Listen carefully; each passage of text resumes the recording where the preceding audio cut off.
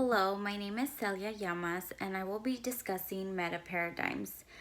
Today I'll be discussing meta paradigms specifically as they relate to Kristen M. Swanson and how she really discusses and defines each of the components of a meta paradigm. And basically, I wanted to first start by discussing what a meta paradigm is. So, meta paradigm is actually a set of theories or ideas that really set forth what a discipline should function as. So, meta paradigms are related to several disciplines and they each have their own components of their meta paradigm.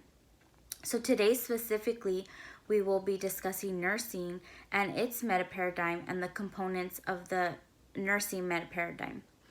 So the components of the nursing meta paradigm are nursing, the person, health, and environment. So Swanson specifically defines each of these components, and I will talk more about each of these components and how she defines them as they relate to her theory. So the first component of the nursing meta paradigm is nursing, and Swanson defines nursing as an informed caring for well-being of others.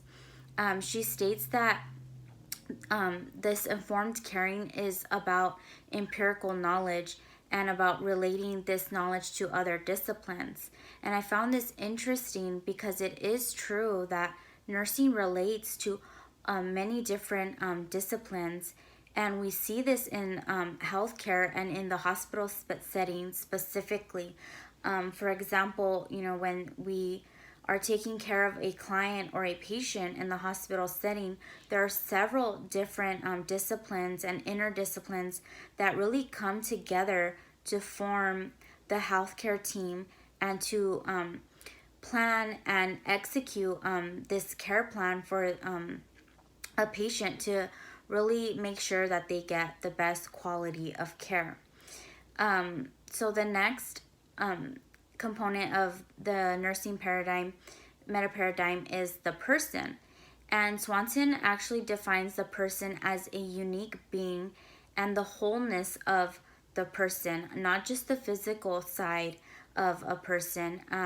She describes them as being unique because they have a spiritual endowment, and it could be a soul, a higher power, a Holy Spirit, or it could just be positive energy in a person, but it is very unique to each person, and it's really what makes a person whole. And it's just she just describes the person as having just various capabilities of what they could be. She also discusses nurses and their role in really advocating for a person. And, if you have an individual as nurses, we, should advocate for that person and their inner person. So she gives examples of, nurses fighting for human rights and equal access to healthcare and other humanity causes. So the next component of the meta paradigm is health, and she also kind of piggybacks off of the person being a whole. So in health, she also doesn't just focus on the disease process, but she focuses on the inner person and them as a whole being. She talks about spirituality, thoughts, feelings, the intelligence, the creative readiness of the person, femininity, masculinity, and sexuality. She also discusses about, not just treating pain, physical pain, but the inner pain that people face and releasing that inner pain. And she discusses that this is how we renew the whole self of a person, and that's a big component of the health aspect. So it's not just physical or disease process, but the person inside as a whole.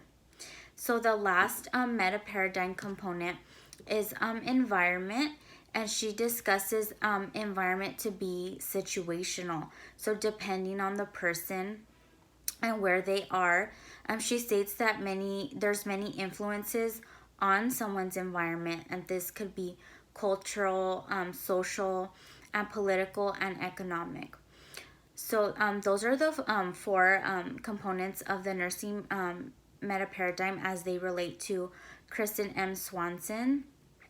So she really comes together and brings these together to really state that people are individual, and there's a wholeness to them, and how we can really influence that and take care of that and just bring it all together. Thank you.